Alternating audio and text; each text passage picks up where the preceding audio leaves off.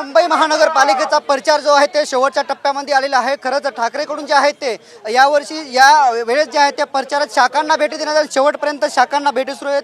आपल्यासोबत आदित्य जे आहेत खरं तर सुरुवातीपासून शेवटपर्यंत अगदी शाखा फिरलात। काय प्रचार? निश्चितपणे आम्ही शाखेत जातो कारण शाखेमध्ये आमचे जे कार्यकर्ते आहेत सेना मनसे राष्ट्रवादीचे हे सगळ्यांची भेटी घेतोय।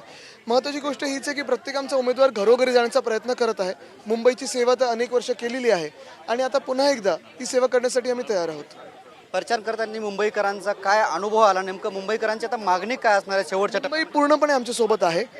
पण काल आपण राजसाहेबांनी दिलेलं प्रेझेंटेशन पाहिलं असेल।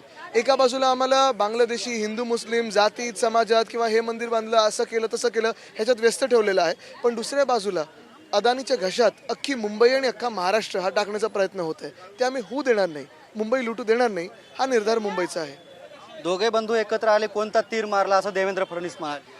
आता काय आहे की अन्नमलाईने येऊन काय केलंय हे त्यांना माहिती आहे आणि फडणवीस साहेब गेले 10 वर्ष सत्तेत आहेत, स्वतः गृहमंत्री आहेत आणि बांगलादेशी तेव्हाने आत्ता दिसायला लागलेले आहेत। तुम्ही तुमच्या कामाबद्दल बोला ना।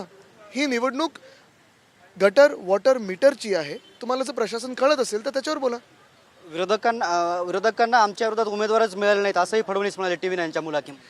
काय आता बिनविरोध कसे केले, किती पैसे दिले, किती धमक्या दिल्या? मकरंद नार्वेकर आणि राहुल नार्वेकरची दमदाटी पाहिली आपण, अध्यक्षांची दमदाटी पाहिली आपण, काही तर भाजपच विरोध केलेली आहे। हिंमत आहे का त्याच्यावर बोलण्याची? मेट्रो असेल, अटल सेतू असेल, त्याचबरोबर पोस्टल असेल, यामध्ये ठाकरेंचं कुठलंही श्रेय नसल्याचं फडणवीस म्हणाले। आम्ही काल फोटो दाखवले ते सगळे भाजपच्या कार्यालयातून आले ना।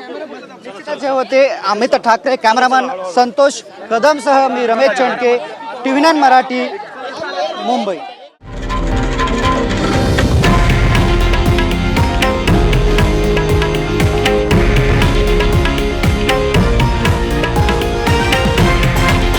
हे आहे देशातील नंबर 1 न्यूज नेटवर्क आणि आपण पाहत आहात टीव्ही9 मराठी, एकमेव।